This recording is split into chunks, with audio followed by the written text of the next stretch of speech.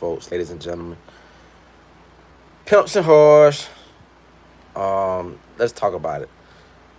So the Lakers, obviously, y'all done heard all the media pundits and sports guys and channels and podcasts.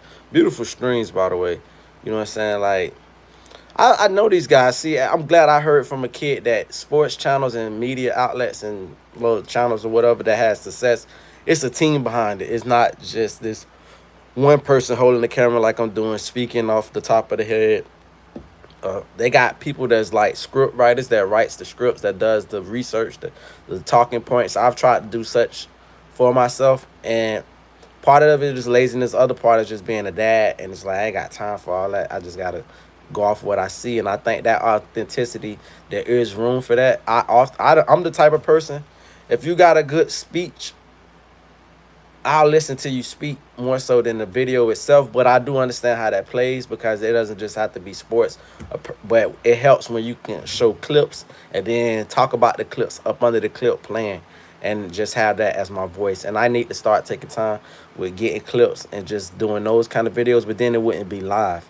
Then I wouldn't have a chance to interact. Then I wouldn't have a chance to maybe change my point midway.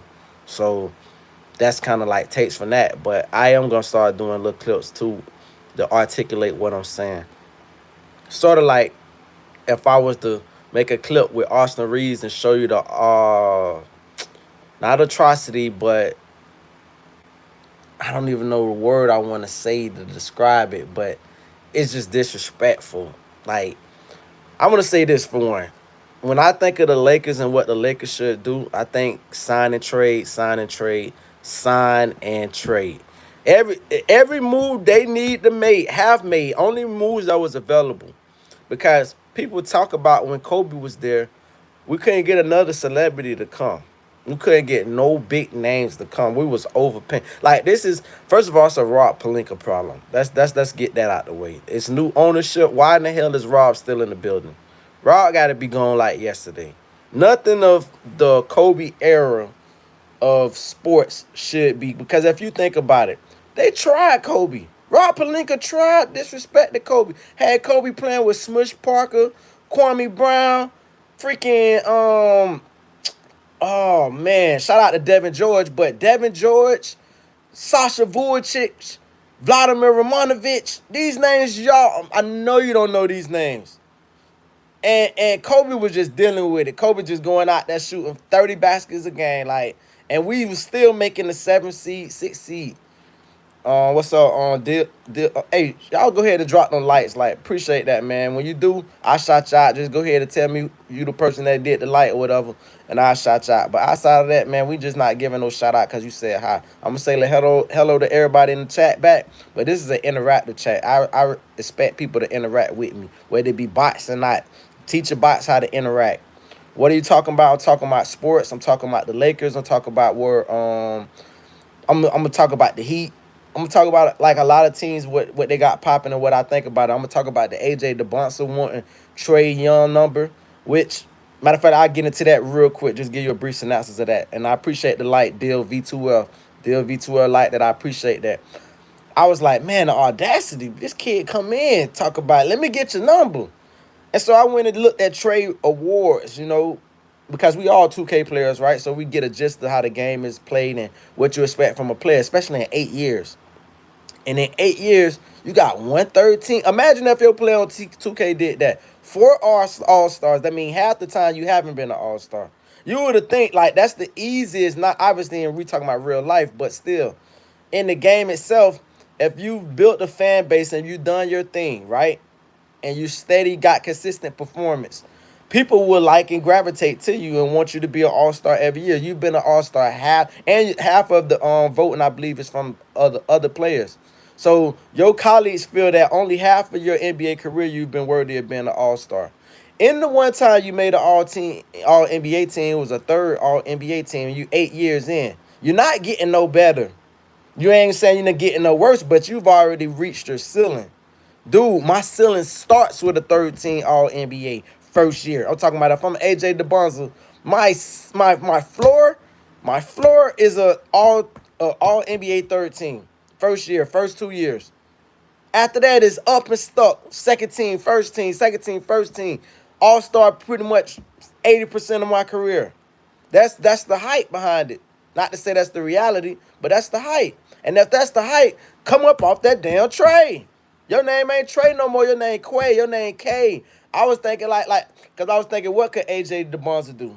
Take 8, cause 8 kind of sound like A, but there's no J. There's no number that sounds like J.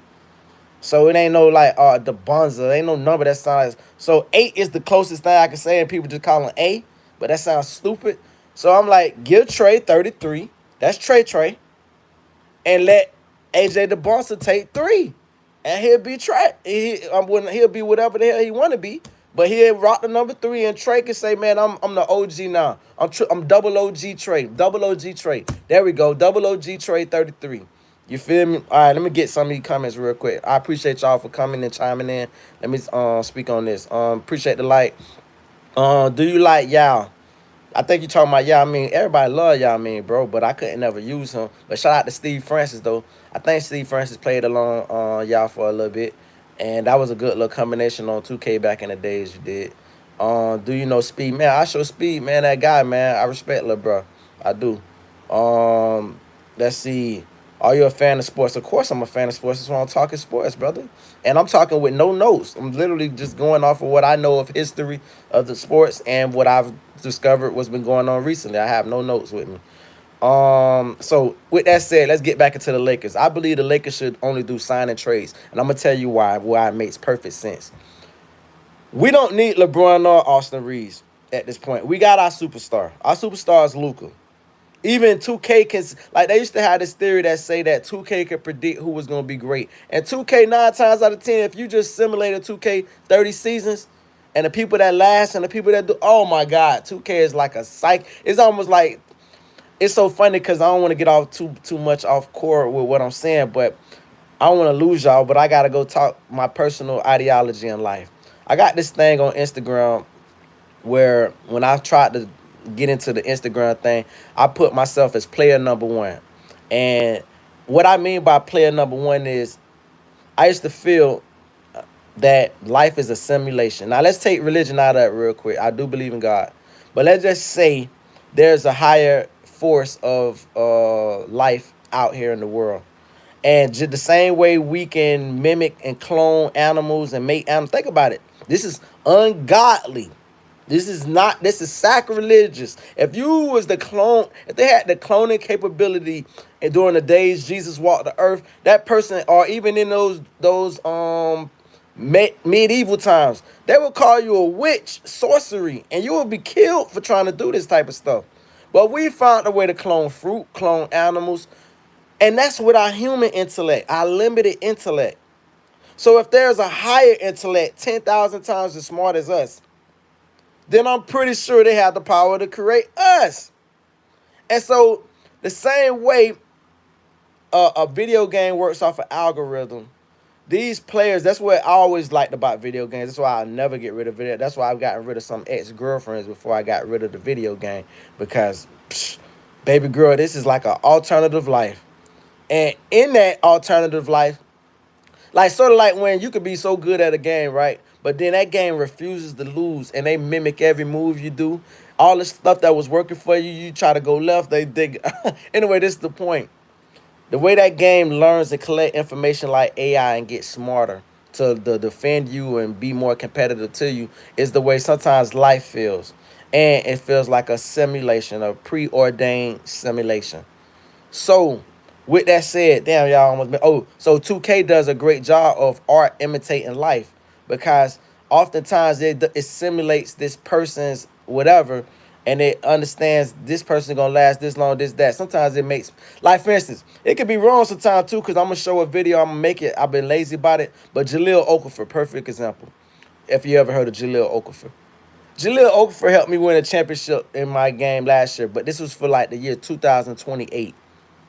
And mind you, he didn't like play a major role, but he was rebounding his ass off. He wasn't scoring nothing. He couldn't score nothing. He was rebounding. And I said, damn, you think about certain people like Jahlil, you think about certain people like Jabari Parker. And I remember seeing Jabari Parker cry because, like, he was the man coming out, but them injuries, that knee be them NBA players' worst nightmare, them injuries. So anyway, 2K has Luka as that guy. I'm talking about this is like 2027, 2028 year, the year that's coming up. They have Luka, mind you, I'm at in my 2K, I'm like at 2030. They have Luka going nuts. It's like the man averaged 36 points, 11 assists, freaking 8 rebounds. The only problem I hate with 2K is they make it look like Luka got defense. I be hating that. Like, why can't I drive past him? Like, stop it. But outside of that, freaking they do an amazing job. So I say that to say we don't need Austin Reeves. Now let's get back to real life. Real life, Austin Reeves is a liability and he shrinks during the playoffs. It's just what it is. I think the Lakers' personal obsession has been trying to find. There's a movie with Samuel L. Jackson. I suggest you guys watch it because all you kids never watched it. Matter of fact, I'm gonna clip that and make some funny videos. But there's a movie called The Great White Hype, and it's with Damon Wayans and Samuel L. Jackson. And they've been trying to create with the Lakers the next Larry Bird for the longest. They did it with Steve Blake. Mind you, Steve Blake from Hollywood, Florida, Broward County. Shout out Broward County. They did it with freaking Alex Caruso. And mind you, people was like, we shouldn't have traded Alex Caruso. Bullshit. I'm glad we traded Alex Caruso. I'm glad he's still balling. I think he might have got a ring with the Thunder at one point. Awesome. He plays a great role with teams, but he's a role player, not a star player. And now we're trying to make this great role player. I take Tyler Hero a million times before I take Austin Reeves. I'll take Cooper Flag 10 million times before I take Cooper Flag. Reminds me of this white boy who used to play basketball a long time ago. He was from Pembroke Pines. He was so smooth, bro. Like, he just couldn't stay out of trouble, like legal trouble. This white guy had the best jump. He literally reminded me, I think we used to call him Billy Ho. Just like white boy can't jump, white man can't jump. This kid can shoot. He played under the basket like Rod Strickland. Handle. It just made you realize that this is real when you see white guys balling. It's hard to believe it on TV because you're like, nah, they got to be doing something for that guy. Like, they giving him... No, it's so kid. Perfect example, my daughter playing at the park yesterday, and this little white kid named Carter. This kid was so athletic. I could see he athletic because how fast he was running. And I didn't know my baby was running that fast until she went to chasing me because she couldn't catch him. And she's a girl, but still. He's freaking outrunning her, climbing, jumping. And when he coming down the slides, he coming down head first, backwards with his hands up, chilling. And I said, oh, and he's jumping down from big slides. I said, I hope my baby was a girl, though. She's smart enough not to do that. Bottom line is, I said, this kid is athletic. And it reminded me of another kid played for Cooper City High School. He played wide receiver. And I was younger than him, though. But guarding him. And I remember he couldn't score on me or nothing. But his takeoff, my recovery speed is what saved me. But his takeoff, oh, man. It was amazing. It was like he was like the first the white. Look, Ed McCaffrey, Florida Gators. Let's go Gators. Ed McCaffrey's son, Christian McCaffrey, is that guy. It's some folks that just got it in their genes. Like, well, it's just like it is what it is. So I say that to say that's Cooper Flag. That's not Austin Reeves. Austin Reeves is hyped up and propped up by whatever that catapulted him there. Putting that money into Austin Reeves is saying to me that the NBA has decided, like I decided on my GMO when I make my tickets expensive as hell, and they say, oh, do you want a family friendly? And I said, well, I'm just trying to increase profit and be GM of the year.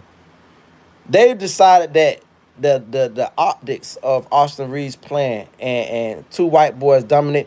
When you think about it, first of all, white people not ready for it, especially a black person.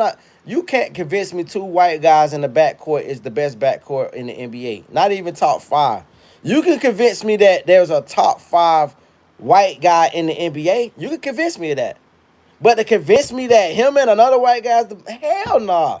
That's the most picked on defensively. And it just goes to what it is. You got to play to your strengths. Now, if you had a Zubac which we should have never traded. Zubac was our dominant big man. Lucas said he looking for. That was our dominant big man, but we just traded him for nothing. We and it's gonna segue me, but I'm far away from getting to it. It's gonna segue me into the Giannis point because people trying to down the Heat. Man, the Heat gonna be great every year. The Heat are like the Florida Marlins. Between them and the Florida Marlins, the Heat would take a person you never heard of, and everybody know they workouts is legendary. That's why they duck the Heat. And they don't duck the Heat because the Heat attract way more big time names than the Lakers because Giannis is the type of player. I hate the way Flight Mike trash Giannis. He made it look like I guess I'm kind of levying. I go back to our Laker point because now I got to talk about the Bucks. There's this guy named Flight Mike. He does a great job with. He was the original guy that had me looking at like documentaries, a little small series on players. But he's become a little delusional, or either I've gotten smarter and just look at it like he does a great production job, but he don't know what the hell he's talking about. He said, "Oh, the Milwaukee Bucks wagered this and this and this and this." Bruh, Giannis is one of the few NBA players just like Wemby that wants to win. These niggas, they look at it like they won just by getting their NBA check. These niggas is Ben Simmons 2.0. Only thing is Ben Simmons was egregious with it. Matter of fact, Ben Simmons didn't even complain. He ain't go on no TV and say, man, they blackballing me. He know, okay, I done finesse y'all enough. Y'all got me. He threw his hands up. The rest of these guys is finesse. Dame Lillard fucking need to give every damn check dollar. Mind you, we don't live in that world. But you old Milwaukee fam. You got back there, and we hear these NBA niggas talking, man, Dame look like he balling this something. Man. Of course the nigga been balling. He just didn't want to ball with them niggas. He want that check though. He ain't never stopped collecting that check. He never stopped. If the NBA worked like let's talk to the 9 to 5ers real quick. Let's talk to all the labor guys, the production guys, not just labor guys, but warehouse production where it matters your speed. Warehouse production where you might be a selector. The old school word is picker, but they don't want black people to think about picking cotton, so they say selector. But you gotta select X amount of fucking items, and sometimes you got what you call piece pay. I don't know if anybody know about piece pay, but piece pay can work in a couple of ways. Like piece pay can even work by, because I worked a bunch of shit, but it can work by square footage. That person can say, well, we'll pay you such and such if you do this amount of square footage in the amount of time or whatever. If you doing selecting as far as in the warehouse area, then they'll say, well, how many parts did you select? That's what you'll get paid off your performance. And they got a computer. And your system, we used to use something called a Jennifer system. And you say, hey, Jennifer, I want to select 3. And then you name out the aisle in the area or whatever. It's tied in. So once you tell Jennifer what you want to select, the computer is processing what you're actually selecting. If you keep that rate, and they'll come out with reports at the end of every day. It was almost like athletes without being paid like athletes. Because at the end of the day, they come and give you the top 5 of that day. And then at the end of the week, they kind of give you the top whatever that week. You want to be in the top 5 because that makes you get pay bonuses and whatnot, right? All right, now that we got that out the way, if the NBA worked off of performance-based pay, well, they say, listen, all these millions is still tied in, but it's off performance-based. You get hurt, that's on you, brother. Hey, that's on you. Play the game hard, but play the game smart. Don't play reckless. So don't do no Ja Morant shit. Trying to dunk on niggas you know you can't dunk on. When you got a wide open dunk, cool. If you can dunk on there, you feel you can do it, do it. But trying to dunk on Shaq, come on, bro. You're going to get hurt. So I'm just saying, like a big player, you're going to get hurt. That DeAndre Jordan shit. Brandon Knight. Another Broward County Pinecrest. Mr. Gatorade Player of the Year, I think 2 times. Beat LeBron James shit or whatever. Got funked on by DeAndre Jordan. Niggas remember him for that. Niggas don't remember him for nothing else. Especially his high school career. So, but at the same time, that was stupid. But I respect the heart. Jason Terry get fucked up on the down on the fast break. He got the ball ripped. Mario Chalmers passed that bitch to down Dwayne Wade. Dwayne Wade passed to LeBron. LeBron funked. This is an iconic dunk. Posterize him. But you could have got hurt. LeBron with the Heat is a freight train. Get the hell out the way. Don't even try to script the ball. You're going to get your shoulder dislocated. So smart IQ, high IQ plays. With that said, if the NBA was performance-based and they said, man, listen, man, I need this, I need that, I need 20 and 10, and you can reach this. If you do 20 and 10 within, and don't break it down for the year. I don't need you to average 20 and 10. I need you to average this every 30 games, and we'll throw a $2 million incentive in or whatever that's tied to your contract. You start making these guys have to perform, I guarantee it ain't no taking no nights off or well faking the injuries, doing that Kawhi Leonard shit. Like that Kawhi Leonard shit, who's the biggest fleece in the NBA history? Is it Ben Simmons or is it Kawhi? I would argue it's Kawhi because Ben Simmons sucked ass. But he only did it for X amount of time. Kawhi, damn, I gotta think about this shit because Kawhi brought championships. All right, let's put it like this. Before Toronto, up until Toronto, nobody had a problem with what Kawhi did because it brought you championships. Not only did it bring you championships, freaking, I need to be an asterisk whoever won that year that Buddy stepped on Kawhi's foot because the Spurs was kicking Golden State ass. And Steph is my personal goal. And they was kicking Golden State ass. They couldn't do shit with Kawhi. Kawhi was literally, I don't even like comparing niggas to Jordan because Jordan is Jordan. Like, I'd be the main one to get a disrespect and be like, I've been saying Kobe was better than Jordan. When Derrick Rose had his MVP year, I said better than Jordan. I said better than everybody in the league, obviously, but definitely better than Jordan. And when Steph was doing his thing, changing basketball, it still changed. I was like, and people, like, just to give a quick comment, I was so offended, not only because I'm short, but because a short guy just won an NBA championship, and I'm listening to soft-ass KD talk with soft-ass, and we're going to call them both soft, and I respect LeBron, but soft-ass LeBron, you 6'8" and a 6'9" nigga, talk about, oh, short niggas, they ain't got a place in this. Fuck niggas won they championships off the backs of short. Now, obviously, D-Wade like 6'5", that ain't short, but bitch, she ain't 6'8", 250. Fuck you mean? Kyrie ain't 6'4". Kyrie probably 6'3". You won your championships with these two niggas. 6'5" and 6'3". And KD won his championship with a 6'2" nigga. Steph tell you himself he's 6'3" with shoes on. My little brother's without shoes 6'3", 6'5". My little brother, same daddy, different mama. So motherfucking like I know and these niggas don't hoop for shit. My stepbrother, who got the same mama as them, but obviously different mom, different dad, he's 6'4", he's a coach now and shit like that. He got 2 high school state championships. He played under Joe Mazzulla, who the coach for Boston Celtics and all that shit. He played under him at Glenville State University in West Virginia. So my point that I'm making is, you niggas, I don't like seeing these tall niggas have excuses. Like, you tall for nothing. Like, oh, big, goofy, stumbly. You never see a tall nigga known for dancing, right? Because the coordination is fucked up. When you see niggas breakdancing in the 80s and the 90s and niggas cutting up, doing that Memphis juking shit and all that other shit, it be like mid-size, under 6 feet niggas. 6 feet niggas. But it don't never be no 6'7", 6'8". Them niggas look goofy as shit. It's like a giraffe trying to fucking be agile or some shit. So, the see niggas talk like, oh, well, there ain't no place in this sport. Now, listen, I'm a hypocrite when it comes to 2K. I be feeling like these bitches mimicking me on 2K. Like, they can see in. Nigga, all my players is bigger than the bitch. I like my point guard 6'8", so I can shoot over niggas all day.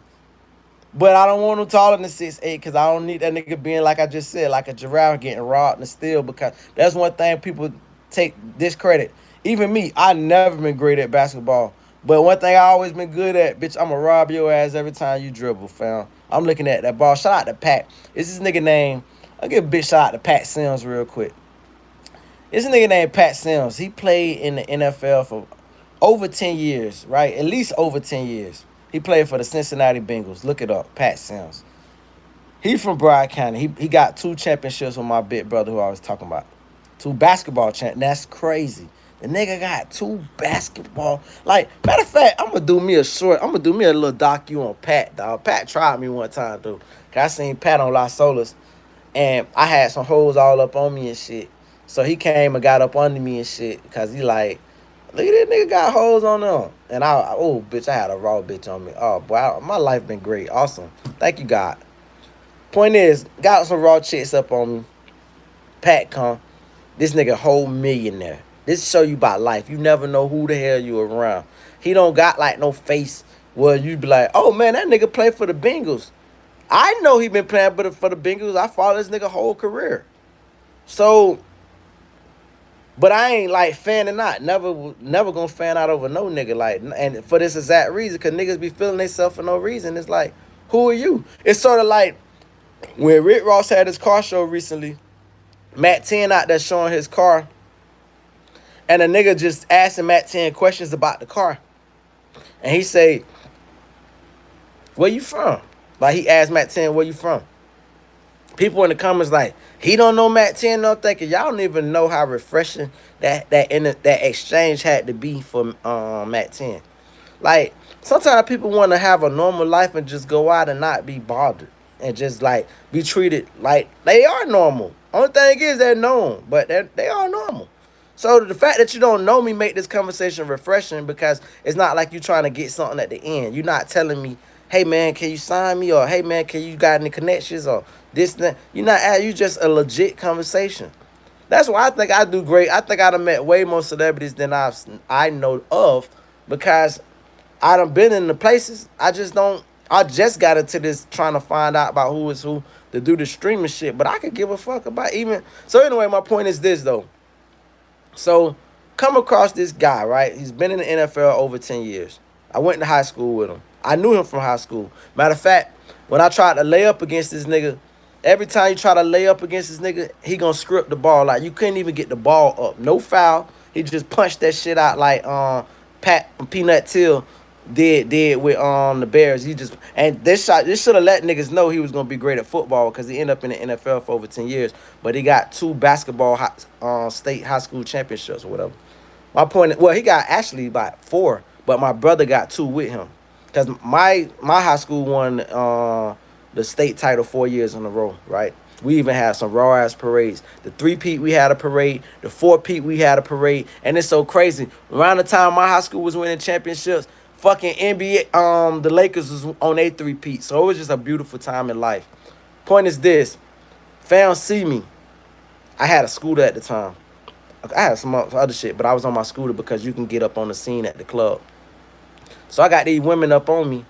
And he come up on me and dap me up like, what's up, little bro? I'm like, what's up, fam?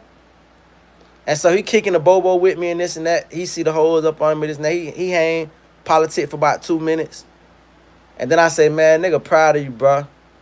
When I said nigga proud of you and I doubt that nigga up, that nigga doubt me up, walked off so fucking fast. And I felt so fucking offended. I'm like, this nigga shot out. Fam, nigga really proud of you. That shit ain't coming with no speech. You know how them little niggas be like, hey, nephew, man. Hey, check this out, nephew, man. Hey, man, I got a car, man. And I work hard as fuck. I work hard. But you see, my car broke down about 2 miles back. Know what I'm saying? I don't. And you like, man, get to the point, I'm saying, man, you got some gas money, dog? I need $20, dog. It's like, fuck, dog. You just ruined my whole spirit. This was not finna be no segue into ask you, bitch, life has been awesome and it's gonna stay awesome. But that was like kind of like crazy because I was like, this is how these celebrities be feeling themselves. It be like, fool, you shit like I shit. And the difference is, we're gonna bring up the Sauce Walker part just very vague because I don't even want, this is not the platform for that. We talking about sports. But when he was telling Ray J and the rest of them, boy, he said, you streaming, nigga, I stream pussy. You pay for pussy. We don't live like that. You feel me? And that's the reality. We don't live like that. So that's all I can tell you about that. You know what I'm saying? So, you know, when you look at it, bro, back to the sports part, bro, I just feel like, dog, all in all, when it comes to the Heat know how to take a player and make a player better because of the system they put this player in. And so Giannis, they still kept Bam. Bam is an all-star. Bam is the all NBA team guy. So now you give Giannis his most talented center ever outside of, and listen, I ain't taking shit from Robin Lopez. I think that was Robin. I don't think that was bro. Robin Lopez was hitting trades and shit. That bitch had an inside game before he was hitting trades. So I'm not gonna say Bam is just automatically better than, but I'm just saying his career has had more success than Robin Lopez has had ever. So the fact that you can pair Bam with him, the fact that you could pair Giannis with the greatest coach by far he's ever had. Like, niggas act like coaching don't play a role into it. Like, they say, well, you know, the players got to play when they get on the court. Yeah, but if the players don't get snatched when they doing stupid shit because the coach don't got no IQ. So, like, damn, the Spurs coach, either the Spurs coach need to be investigated or he on some Chauncey Billups shit. Like, he on some Chauncey Billups, man. We trying to shade point this. There's no reason the Spurs coach. That's why I don't even know Buddy's name. I call him the Spurs coach because he don't do nothing to have his name mentioned. He don't do nothing memorable to make you say, he's a good coach. Though he made it to the NBA Finals, you got Wemby. Nigga, no. You want to prove that you're a good. Nobody says, oh, well, Spo. No, nigga said this in the beginning, though. I said this in the beginning. Man, Spo got D-Wade, Chris Bosh. He's got all these fucking niggas. Like, what the fuck? But then what the fuck Spo did when there was no more Chris Bosh, when LeBron jumped ship because he felt D-Wade knee gave out, which he did do. I don't know how much it affected their personal relationship, but nigga, you did leave me. Nigga, you could have just had me at a diminished role. You could have stayed here in Miami. Listen, I tell people this all the time. If LeBron would have stayed in Miami, LeBron would have at least, I'm talking about after that shit, 3 rings. I'm talking about 3 rings. Think about it. The Heat done went to the finals 2 times without LeBron. 2 times without him. They went to the finals. You mean to tell me a LeBron on any of those teams? You take LeBron off the Lakers, it ain't the Lakers in the finals that year. Even, and I don't count this as a ring anyway, that bubble championship. But if LeBron is on the Heat, fucking, that's a championship. And when the Heat went to the finals again, that's a championship. And on 2 years, that year that Boston won, guess who Boston, I think, beat in the game 7? They beat the Heat. So that's technically 3 finals that LeBron could have been there for. But LeBron wants to do some party and bullshit. Just party and bullshit. Just party and bullshit. Let me bring, even he's still up to this shit. At 40-9, the nigga still want to bring Kevin Love. Want to get together with some 2016 niggas. Nigga, that shit in the past. You need to retire and just go hang out with these niggas. Go have some basketball training camps with these niggas. You talking about bringing a... Kevin Love was washed by the time he got to Miami. And because Spo's great coaching, Spo was able to put him in some decent positions where he can sit in the corner and get him a corner tray every now and then. He wasn't such a defensive liability, even though LeBron funked on his head. But I can hide you. Kevin Love, best of his career. And Kevin Love is another Robin Lopez, adjusted his game. And he only did it for LeBron. But Kevin Love was a easy, I don't even want to say 2010 guy. Kevin Love was a 30-10 guy. And if you piss him off, 30-15 guy. That's what the fuck he was in Minnesota. Fat Kevin Love, give me fat Kevin Love over skinny Kevin Love. I could build around fat Kevin Love. Fat Kevin Love is a Marc Gasol 10.0. That's who the fucking fat Kevin Love was. Fat Kevin Love, back to the basket, turn around, hit the bitch in your face, back you down. Fat Kevin Love is the first Jokic. Let's put it like that. He's the first Jokic. He's the first Joker. Kevin Love sacrificed so much of his game. But let's look at Cleveland. I don't even understand why Buddy was in the league ever. The nigga that dated the Kardashians, I can't even think of his name. But that I don't even know why he was in the league ever. I don't know why, what GM. I don't give a fuck if, like, you LeBron secret lover. Nigga, I'm paying you vet minimum, fam. Vet minimum. Every year. If you want to be in this league, you're going to be happy to make this vet minimum. I'm not giving you no big contract or any contract that's over $2 million, $3 million. No, bro. No. So, boom. Hell, if I can, I'm paying you $100 an hour. I ain't giving you no goddamn $1 million, nigga. Forget about it. So, that, buddy, you think about Andrew Wiggins. LeBron fucked up Andrew Wiggins' career. Now, obviously, Andrew Wiggins won a championship with Golden State. But Andrew Wiggins could have been a franchise player. Let's look at that team real quick. Let's take a recap of that team. You niggas wonder why Kyrie Irving ain't short to the 2016 pictures and shit. Because he know, man, I don't want to play like... LeBron is like what they be saying about Jay-Z. Like when they say Jay-Z just want to show the billionaires, hey, man, look who run these niggas. LeBron be trying to show like, man, look, they bound out to the king. No, nigga, you not the king, fam. You wouldn't be king if your last name was King. You took a team that had the rookie of the year, and they was already trending up with Kyrie. They had Andrew Wiggins as now that Anthony Bennett. They shitted on that pick. They shitted on that pick. They shitted on that pick. But what they could have got for trading, I think they even got something for trading him. Trade that nigga early after 1 year. It's gonna be a sucker always out there out of the 30 GMs. Somebody gonna be a sucker and say, you know what? I think he just had a bad year. It wasn't the right system. And they gonna be willing to, hey, fuck it, man. Listen. Give me a late first rounder for him. I can convert this into something. Give me 3 second rounders. Something. Get up off him. But if you give me a Kyrie and you give me a Maple Jordan, not Michael Jordan, that's what they used to call, they don't call Andrew Wiggins that no more. But they call him Maple, like Canada Maple Leaves and shit. Sir. Maple Jordan. So I got Maple Jordan and I got Kyrie. And then you start adding those players around them, these clutch players. Matthew Dellavedova was a decent, like, defensive player, a good backup for the time. His NBA career was short. But he had a little run with Milwaukee where he had success too. I say that to say you keep Mike Brown or you obtain Mike Brown. We now see what Mike Brown capabilities is. He didn't have a chance to show it in LA because I was one of the people like, man, get this nigga up out of here. Only because we've been struggling for so long. See, it's hard to come into an organization that's been struggling for a long time and then not have a short leash.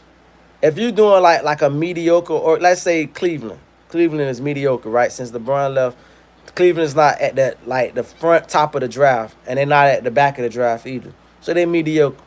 A team like that, you can have a 2-3 year, leash where they say, okay, well, let's see how this shit goes. But you can't do that shit with a big market like the Lakers, bro. Because it's like, no, bro, we've been struggling. We've been looking for a championship since Kobe died. And I speak for all real Laker fans when I tell you, we still ain't had a championship since Kobe died. So we still ain't had a championship since Kobe threw on his, which another thing I want to say real quick for AJ the Bouncer, going back and point at my point. What's wrong with not rocking number 8? Let's just say Trey don't want to give up the Trey.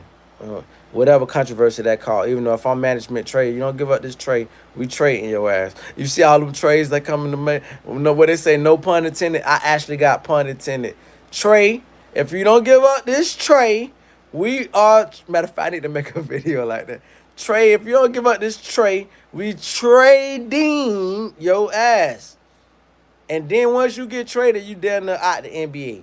Because, like, they already trying to get rid of short niggas. And then the fact you ain't never put on no kind of weight. Like, that's why when Perkins called Jalen Brunson Big Body Brunson, he's short and stubby. That short and stubby, dog, you know who this league is built for right now? If he was just coming in the league, your boy, Baby LeBron, man. What's that nigga name? Eric Bledsoe. This shit is built for Eric Bledsoe, back to the basket short nigga. That can bully like niggas. Nigga, I'm putting this shoulder in your shit. It's built for Eric. And then with how soft these niggas play now, it's perfectly built for Eric Bledsoe. Point is, Trey, you haven't picked up no weight. You can't shoot like Steph. I remember the first time, because Trey was like the Temu Steph to me. And I said a Temu Steph is better than most niggas because, like, he could do some things or remind you of Steph in certain moments. But when he played in that All-Star game against Steph, and Steph was trying his ass, they both were shooting the same shots. It just Trey shit wasn't falling.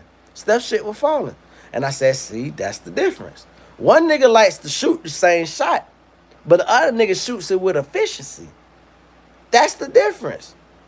A good coach tells you, hey, you shoot that shot one more time, you're going to be sitting next to me. You're going to learn these damn plays. You're going to be drawing up plays next to me. You're going to be my third assistant coach. Your ass going to be over here looking like Juwan Howard, drawing up plays and shit. I need you to tighten this up. So, I feel like, matter of fact, let me read some of this shit real quick. Most deaf. God loves all his children. Man, listen, I'm gonna tell y'all this, man. Listen. You can't get me. Let's transition this real quick. When folks come on this thing, right? I hate to acknowledge it because then it kind of get like it perpetuates it. But when folks do the gay stuff and the gay this and the gay that, you have to understand 3 elements. I think it's more elements, but it's mainly 3. First element is very simple. It's a fake profile. If so, you shouldn't get, even if you're coming, let's say you're like liking and subscribing and fucking with the channel and you're on the fake profile yourself, you should be able to relate to whatever reason why you got a fake profile. Whatever the reason is beyond my grasp, where I can't be concerned about why a nigga is texting from a fake profile. I am blessed to be from a generation to where anything that's fake gets no validation. Like, it doesn't have no validity. So it doesn't really, like, you can't troll me. That's the first thing. Second thing is, leaving perfect segue, trolling.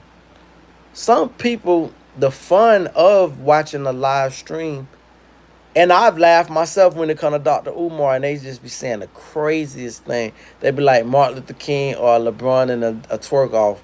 And this shit be funny to see his reaction. It's funny. It's super funny. It's immature as shit. It's immature.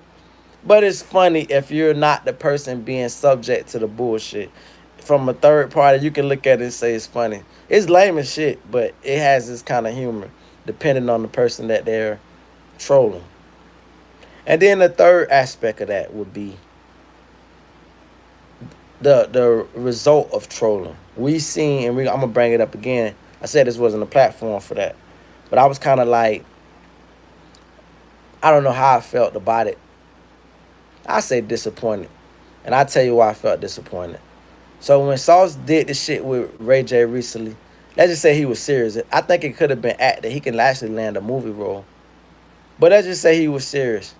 It was disappointing because I'm like, dog, you too cool for that shit. Like, he's younger than me, and I actually look up to little bro. Like, it's like, bro is inspirational as fuck. I draw inspiration from a person like him. Like all down to his whole, every facet of his personality, I draw that inspiration because it reminds me of pieces of me, and it reminds me of things that I hadn't never took advantage of, and skill sets of myself that I never put fully forth. The entrepreneur shit is mainly how he know business. He could talk ghetto, he could do this and that, he can act silly and shit, but the nigga know business. And that's why he kind of reminds me of me when I say, I ain't never made no route dollar. I done been in the same place that you route niggas done been fucked the better hoes or fucked the same bitch before they had them. And guess what? I don't have to speak on them bitches. I lived an awesome life, and it's gonna continue to be awesome, and I'm gonna continue to bust my ass until I figure this shit out in totality. But having said that, freaking it's I was thinking to myself, the timing. Ray J just got beat up, right? I thought about this shit last night as I was going to sleep because it kind of was something to really ponder without actually watching the TV, because it was entertaining nevertheless. I said, he said the right thing. He said, man, I box niggas, man. I fight niggas, man. Y'all niggas put on gloves. And I said, it was an indictment on Adrian Broner. I was like, you know what? For now, Adrian Broner, I'm going to start calling him Adrian Croner. Just like fucking Crip Mac. Crip Mac can't fight for shit. Crip Mac got heart, beautiful soul, love feeding the homeless, awesome. He's just misled and slow at the same time. So he's slow and he's misled. But he can't fight, but he's down. I don't even want to call it squabble. He's down to just do some funny motions with his fingers and hands and get beat up. That would be a fight. You want to see an interesting fight? Ray J versus Crip Mac. Bitch, that's the more entertaining fight. Where nobody gets hurt, but just a lot of punches is thrown. Having said that, we just seen Ray J in that funny display that he just showed. Because both of them niggas can't fight. Super fire, whatever. That was like, these is niggas that really grew up. You could tell these niggas grew up in the suburbs. Like, we don't expect every nigga from the ghetto to know how to fight. We watch these poor ass fights every day. But it's just the fact that the motion and the shit, like, it just be like all off. So this the point. When he said Brandy brother and Ray, I was like, dog, this kind of diminishes your character, your cool character, bro, because you're a cool guy. We don't ain't nobody you gotta convince that you can beat up Ray J. We know you can beat up Ray J. I believe you can beat up Ray J. So going after him kind of was like when they said Snoop said the Tupac. He was like, man, you already pushing up on Biggie. The nigga ain't responded. The nigga don't want no smoke. Stop pushing up on him. And it's like when you see a nigga don't want no smoke and they got their head down and they acting confused, that mean they don't want no smoke. You be like, yeah, nigga, I thought so. And it's over with. But the continually on a nigga, it's like, okay, it's bullying, and nobody likes a bully. I don't believe nobody. That's why niggas is turning on 50 Cent finally. Took forever for them to realize 50 Cent plays the bully role. Nobody likes a bully. Like, you could be this great guy, you gave us power, you gave niggas the other shit I never got into, and whatever else you gave niggas music contributions, but when you just constantly going out the folks that's minding their business, it's like, yo, bro, that's the bully role. Like, nobody likes a bully. Like, you a smooth ass nigga. Like I said, it's quotable lines to take from that shit. The quotable line to take from that shit is, I scream pussy. You stream on videos. Niggas like you pay for pussy. We don't do that shit over here. That shit is off the love, off the rip, off GP. Bitch, 4 hoes naked in bed type shit. These niggas will never know that life. Especially for free. Especially if the hoes give you cash. Niggas will never see that life. They can only fathom. They can talk about it. They can see it in the movie. Niggas ain't never sat in a bed with 5, 6 bitches and count up a bunch of money. And have fucked them all. And keep these bitches from fighting each other. This shit is like daddy daycare, bitch. Real deal. That's, anyway. So that, a nigga, Sauce is to get much credit and acclaim. And I'm here to tell you, brother, you don't need no rap validation, because if the niggas who rapping is lame, well, what the fuck do you think of the motherfuckers that's supporting them? They lamer. The lames run the world. It's not, listen. I've had people come into my chat and they say, Studio Thug, this and that. Those are some of the greatest compliments I'm going to ever get in my life. Do you know how long I've been practicing on appearing lame and being lame? This shit, it takes work. You niggas do it naturally. I had to learn to stay the fuck out the way. I don't want to be around these folks. I don't want to know this. I've become so green intentionally, and I'm proud of it. I'm living. You know where the cool niggas is at right now? They on cell phones, but they got a battery pack hooked up to that goddamn cell phone in a 6x9, smelling somebody else shit, cooking goddamn hot Cheetos over a toilet. You got me fucked up. Give me the lame life. And I'm glad I seen it in my late 20s when I start running across ever so often folks I went to high school with that was viewed as the lame. And these bitches was winning, married, rich, big house. I was like, what the fuck? Because I been knew I wanted to be that. I wanted to be lame in the 10th grade, nigga. And by a lot of standards, I am lame. Like even when I was of my certain whatever, fucking, technically I was lame, bitch. And I noticed that when I see some folks with these tough ass lives. And I'm like, Jesus Christ. Now, a lot of that shit is self-induced. Well, they make they life as tough as what it is. And if I didn't finish up my sports real quick, I don't win all into some other shit. So the Lakers sign and trade, sign and trade. I think I don't know when the first. I think we can't trade it to January 15th. But if you told and you promised Luka that, see, let me tell you what Luka doing. Luka Doncic is pulling a LeBron move. He's trying to get his homie paid. He's made friends with Austin Reeves. Luka don't give a fuck if he leave now. Let me tell you that, and this is what GM's got to think smart. It's a chess game. He know that, hey, listen, there's a chance that I can re-sign, so I got the leverage. Pay Austin Reeves. They fucking around, pay Austin Reeves. I'm out of here. Now you got to fucking try to get rid of this horrible contract. That's the same thing LeBron fucking did. He got all the boys paid in Cleveland, and then he ducked off. And then the GM stuck like, what the fuck I'm supposed to? I signed all these niggas for you. That's what these niggas do with their leverage. They say, man, listen, sign all my homies, man, right now, bitch. Sign my brother, sign my mama, sign my cousin. But, sir, your cousin is in a wheelchair, man. Make him the ball boy, nigga. Sign my cousin. They sign all these niggas. And then they be like, all right, I'm out.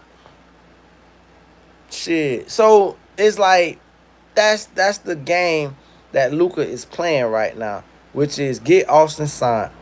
Knowing that y'all going to be the worst defensive backcourt. Knowing that you don't got a co-star with you like a Kyrie was. Kyrie was a real co-star. Jalen Brunson outshined you, to be honest with you.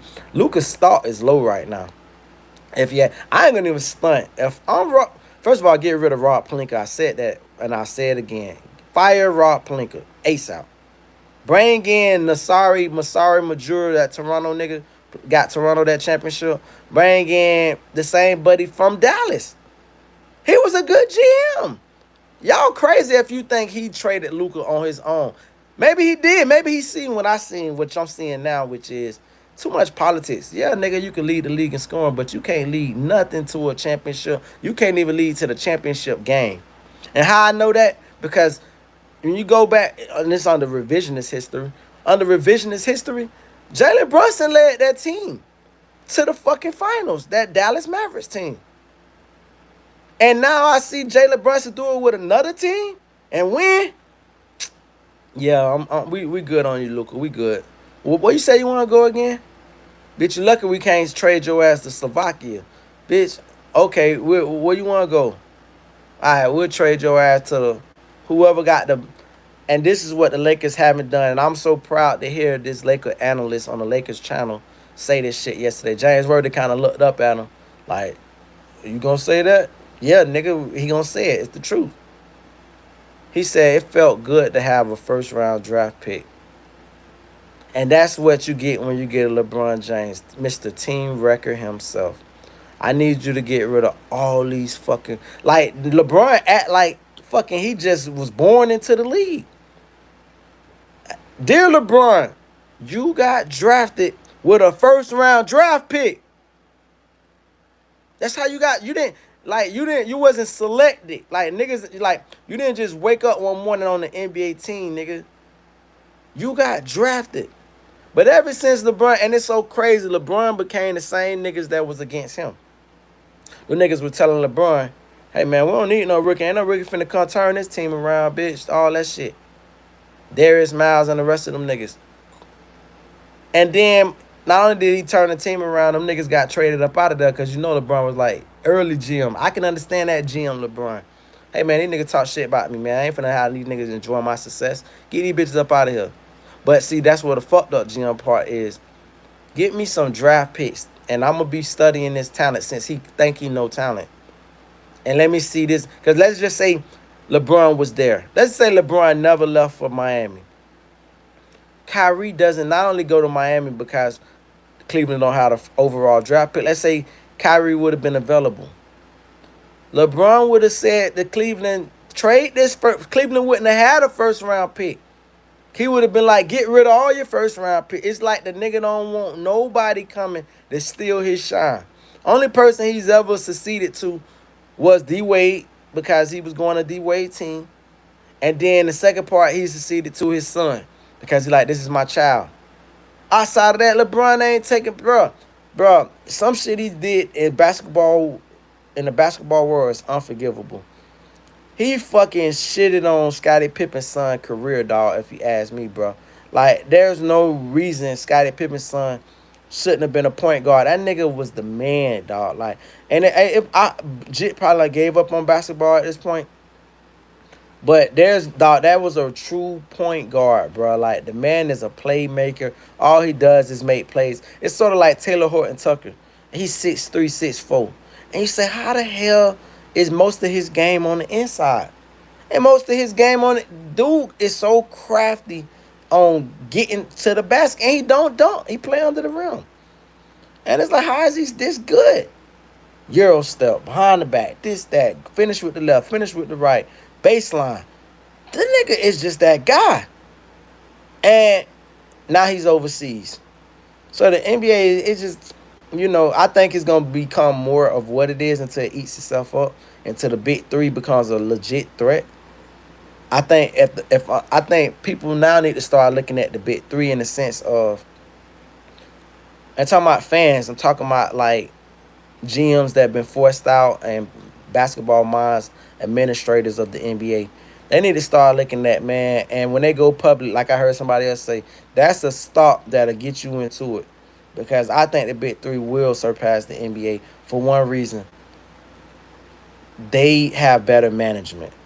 It's just what it is. The talent is definitely not there. Them niggas be bricking like a bitch. But that's why I say, why is Taylor Horton? I think it's kind of like the NBA is blackballing the big three. I'm going to tell you what I mean by that.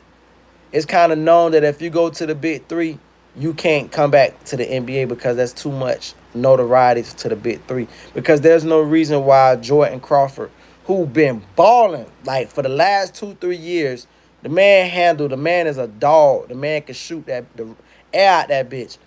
Why Jordan Crawford can't get in the road? Fuck just making the team. I know he can make an NBA roster. You mean to tell me he can't get a nobody 8-man rotation? 9-man rotation? Nobody? No team? Out of 30 teams, what? 9 times 0, 9 times 3, 27. Out of 270 players, Jordan Crawford can't get in out? You crazy, so I do not believe that. I believe Dwight Howard is washed. I believe Mike Beasley is washed. And yeah, I know everybody says he's a great one-on-one player, too emotional. Fucking don't get back on defense, get fouled, fall all over the place. Just, nah, nigga. Like, Mike Beasley did not become the nigga I thought he would be out of K-State. That's just the story of him. He can have a story about mom down, RP, respectfully, all that shit. He could tell a story about LeBron James laughing. I do agree with that part. LeBron James is really immature. But life is life, and it is what it is, nigga. And Mike is washed up. Your boy do all the dancing. Lance washed up. But that nigga Shabazz Muhammad or whatever his name was, that nigga, when he played with the big three, you mean to tell me you can't get an NBA contract off of that? That nigga was going nuts. He was the man when he was in the league. He got blackballed for some shit. And so, Taylor Horton Tucker, if I'm a big three guy, I'm trying to recruit guys like that. I'm trying to recruit all the overseas guys. I'm trying to recruit the guys that the NBA is kind of shunning. But those guys know one thing, and I'm pretty sure the agents tell them the same thing. If you sign with the big three, you can kiss the NBA goodbye. Because the NBA don't want you to come and do any kind of great performance in the NBA after you've already played with the big three. Because then it validates the talent that's in the big three. Because we look at them as washed up players. We're like, yo, they washed up, man. But it's entertaining to see these guys on the court again. But when you start seeing, damn, it's guys that can really hoop. They can still make shots. They still effective. Maybe they got pushed out the league too quick. So like when I seen your boy Montrezl Harrell, I was like, God damn, Montrezl Harrell out the league. I didn't even know it. Because he was a dog. Like, I think the Lakers killed his career. I thought that was a good pickup for us, but I didn't know our franchise just so horribly ran. Pushed that nigga out the league. So, but guess what? He's never going to get back in the NBA no more because it's like, hey, fam, you shouldn't have went to the big three. We don't need no notoriety for those guys. And now that those guys have official franchises now, and they let franchise, and they were selling each franchise, I think I was like, man, this is why the rich get richer, because it's about being rich and smart. There's no way you got $10 million in the bank and you don't go buy a motherfucking Big Three organization. This is like Jeff, whatever what his name is, the old Yankees owner, Steiner or whatever. He bought the Yankees for $10 million. That shit sold that bitch for billions. Like, it's clear where the Big Three is headed. It's clear that basketball is politics. Once again, you got a rookie coming in saying, I'm finna take this vet number, and you're gonna get that shit up. And he don't even want to be drafted. That's shout out to NIL, shout out for rookies having that kind of sway. But like, just sort of like with the NFL, I think there should be a rule that allows the NFL to pay like they used to pay rookies. Now, obviously, your boy, and I used to like the Raiders. I don't like football no more because of the Raiders, because they allowed Tom Brady to buy into the franchise, which is just a slap in the face to real fans. But when I was a fan of football and watched the Raiders, Jamarcus Russell, he shitted on all the money. All 70 M's. He just took a big dump. That nigga had the biggest, he made Ben Simmons drool out the mouth.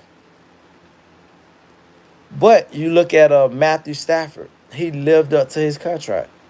Matthew Stafford got this big, stupid, crazy contract. He lived up every moment of it because he really wanted to play the sport. Then I don't know if your boy Alex, that kid that came out of Stanford and played for Indiana, and they was making him like he was gonna be the next Peyton Manning. I don't know if they still had that in place when Andrew Luck, I'm talking about Alex. Andrew Luck. When Andrew Luck came into the league, I don't know if they still had that pay scale in place, but I do believe that rookie pay scale need to come back where they can get paid out the gate, because these guys is coming from playing. Well, I guess NIL kind of changed the argument, because you could say that, hey, NIL money changes everything. So you don't have to get paid like you poor or some shit. But at the same time, I just think that if I'm better than most of the team and I'm coming into this league as better than most of the team, give me my money. Don't keep me on this damn rookie contract and then keep milking my shit. Like, what running back they did that for? I forgot. The Steelers kept, was it the Steelers? It was one team. They kept franchise tag and put the franchise tag on the guy every year. Like, eliminate the franchise tag. Fuck the franchise tag. Don't tag me, bitch. If you can't afford me, let me walk. Because then you just milk the bitch to the 6th year. Before you know it, you 6 years in. Before you get your contract. Bitch, your body down and depleted. Now they telling you, hey, man, you ain't the same guy. Same production. So, anyway, yeah, the Lakers sign and trade. Sign and trade. We need to get rid of LeBron. We need to get rid of Austin Reeves. Build a team around Luka. We shitted this offseason. We didn't do nothing this offseason. They trying to hype up this kid from Baylor. Hopefully he could do something with his career. But this shit is very reminiscent to Jordan Clarkson. When we got Jordan Clarkson, because mind you, we've been on second round. We've been running on second round picks for the longest. Yeah, a little bit even before Kobe got there, with some bum ass deals. I mean, before LeBron got there. But we got Jordan Clarkson, and we was hyping him up like the great white hype. Shout out to Jordan Farmar. But we was just hyping guys up like they were just gonna be them guys. And then they just had like not even mediocre careers. They was just at the bottom of the bench until they really traded them, like Max Christie. And then Max Christie go out there to Dallas and get like 6 threes in one half. Never had the opportunity to get that in LA. You see how that works? And what's the excuse? So either our talent evaluated in LA, whoever's our scouts, we need to fire the scout, fire Rob Pelinka, and start over, bro. Because let me tell you what this year has entailed for the Lakers. I sense the Lakers at best will go 51-31. That's at best. That's at best. And 51-31, I believe, gets you a fourth spot in the playoffs, where you playing against the 4th seed. But that's at best. In reality, I believe the Lakers are looking more at like a 48 and what, 58, 68, 78, and 34 season. 48 and 34. That's reality. It looks like a 48 and 34 season. That's with all parts returning. That's with LeBron James returning, DeAndre Ayton returning. 48 and 34 is what it's looking like. I don't see no extra wins in there. And if LeBron walks, which I think that's the best bet for him, if he want to maximize his career, that would be fun to see him with my GOAT, my personal GOAT, Steph Curry, who is a made man in this league, bitch. Like, you can't say shit about Steph. Nigga, one team his whole career. Nigga, even NBA, we talked about that earlier, NBA 2K mimics real life. Damn, you couldn't get Steph. I got Steph on my team right now, right, in 2K. You know how I got him? Because Steve Kerr walked. Fucking Steph is 40 years old. That's when that fucking Golden State finally gave up on Steph. This nigga is 40. I'm talking about on 2K. 40 years old. So I just used him to mentor. I got him and Kyrie. And Kyrie's career was going down. So Kyrie is like rated at a 72. And Steph is at a 70. When he balling them, when I give him like minutes, he'll go up to a 72, Steph Curry. And Draymond Green is like at a 56. Matter of fact, the way 2K played that shit out, Draymond Green walked the same year Steph walked. Like, he was like tied as a package almost, where they didn't let Draymond go. He was at the weight of the back of the bench. Point is, I tried to get Steph at like 36. Bitch, they was not going for it. Nigga, I'm offering like 4 first-round picks. I'm offering 2 decent players. Because I think the most you can put in the trade is like 6 spots. So I put 4 first-round picks. And I try to do 3-team trades, which is hard as fuck to do on 2K. Anybody that did GMR, I'm into that whole GM shit on 2K. Doing a 3-team trade is hard as hell. Trying to get the parts to fit, the money to fit, all that shit. They would not go for it, bro. They ain't give. I'm telling you, Steph is that real dude in real life, bro. Where Golden State, what he means to Golden State is more than LeBron would mean to any single team. To Cleveland, because he's from Akron, but still, to Cleveland, you brought them there first. So fucking what? Steph brought Golden State 4 rings, nigga. It's like the niggas never won a ring. That Run TMZ shit, or what Run TMC, whatever the fuck they used to be called. Psh, niggas forgot about that, nigga. It was Splash Brothers, Steph all the way. So, what he mean to that? If you really look at it, bro, and that's why I say Steph was my GOAT, because Kobe was my GOAT. God bless the dead. Kobe was seeing that Steph shit. But, mind you, Kobe's last great years was like 2009, right? After that, he was kind of floating. He was hurt and shit like that. But when that Steph shit came, I was a fan of the shit. I was a fan. Listen, when Steph was at Davidson, I never seen no shit like that, bro. The swiftness. Bro, I was a fan of his handle and getting to the basket, like, it's always going to get slept on. Nobody never going to.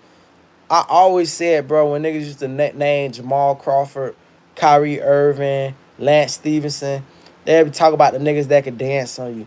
I'm like, bro, you niggas ain't seen Steph. This nigga is like a magician with the nigga be in warm-ups. The man is doing soccer moves with the damn shit like Wemby. This nigga doing soccer shit, like bouncing the ball into the hoop. And this nigga is crazy with the hell. What are you talking about? Oh, man, Steph is a player where it be so much, like, side comments about, bro.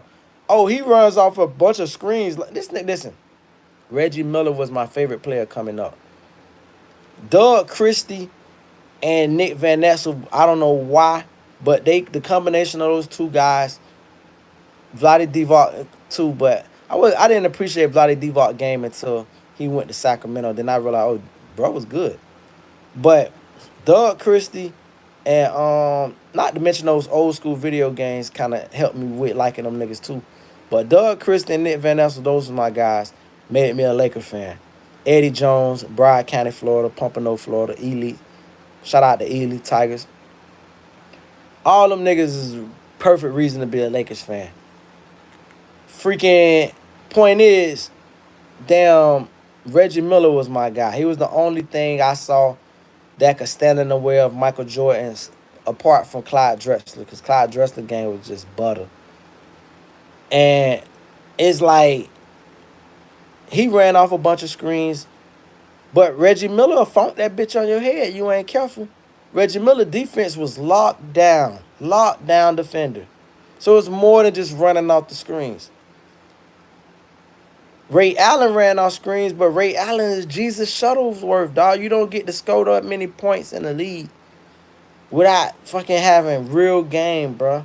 And you don't get to be in the league that long, balling for so long without real game. But niggas is diminished to, he just run off of screens. Well, what shit, if running off screens so easy, why don't you do it? Nigga, get yourself open and make the shot. They can't. So to try to diminish stuff, oh, he just runs off of screens. He get you tired. Nigga, please. That nigga is balling on there. He's a, what they call it, 3-level scorer. He can score inside. He can score mid-range. He's a, Steph Curry is a 4-level scorer. Nigga, half court, deep, because half court ain't deep. Half court is half court. Deep is deep trays. He hit the tray on you. That's 2 levels right there. Hit the mid-range. Go inside on you. So, you know what I'm saying? To see LeBron team up with him, it's a lesser degree of the KD shit. He's not going to get the flack that KD got teaming up with Steph at his height. So teaming up with him, this almost like kind of remind me of the movie Red or some shit. I don't know if it's called Red or something. It's like what all like Arnold Schwarzenegger, Jean-Claude Van Damme, all these old action heroes hook up late in life and shit, and they supposed to make like a action movie or some shit. That's what this feels like. It feels like the old niggas club, but old raw niggas that just like goaded up there. So that's how I feel about them boys. And yeah, dog. Let me see. Hold on. Oh yeah, and so God loves all his children. He most definitely does, man. You better believe that, man. Say, do I need support? Man, I like the algorithm to go how it go, brother. Like, that's why this the first time I ever broadcasted and used this city that I actually live in rather than use a bigger city, because I've been seeing the vision. I've been seeing what this place is becoming. What I'm watching it in real time. I'm watching a butterfly metamorphosis in my face, and I see the growth that this motherfucker whole Central Georgia finna have, not just this city.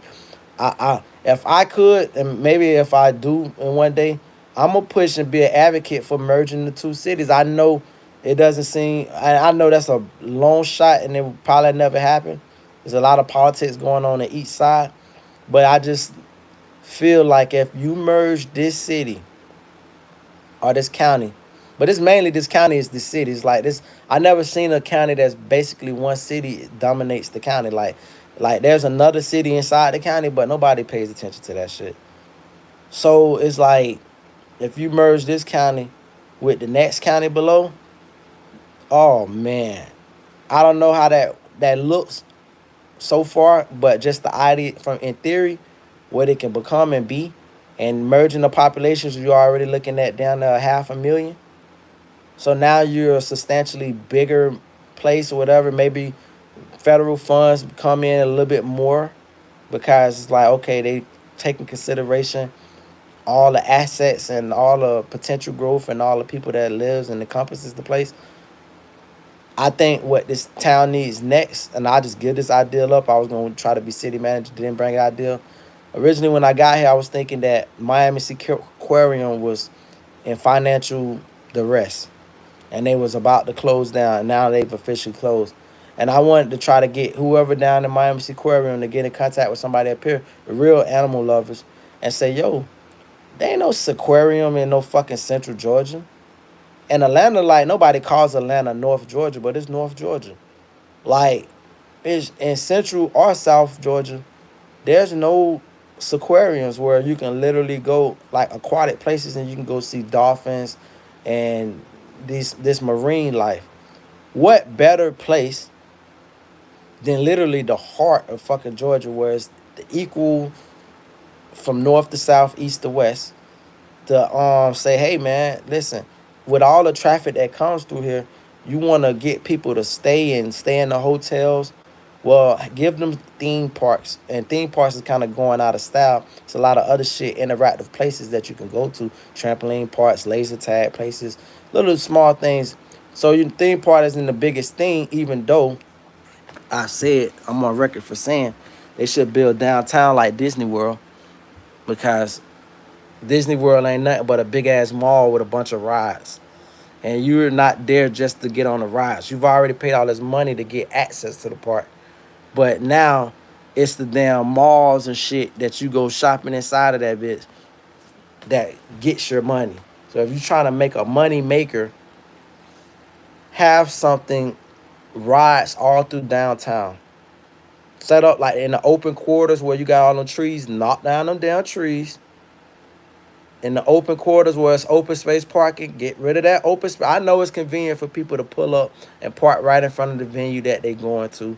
It's amazing. So that's something to be thinking about. Like, maybe we don't want to do that. But if you are open to that idea, get rid of all that open space middle parking and all that cause that you getting how much money off of a couple quarters for the person to park there versus that accessibility to have a ride there like a roller coaster right there in the middle. And then have garages, build more garages for parking. Now now what it does is causes more foot traffic. Yeah, I wanted to go to this Irish pub right there, but I have to walk 4 blocks to get there. But I might end up walking in another business before that, or at least I get to see through foot traffic all the businesses before I get there.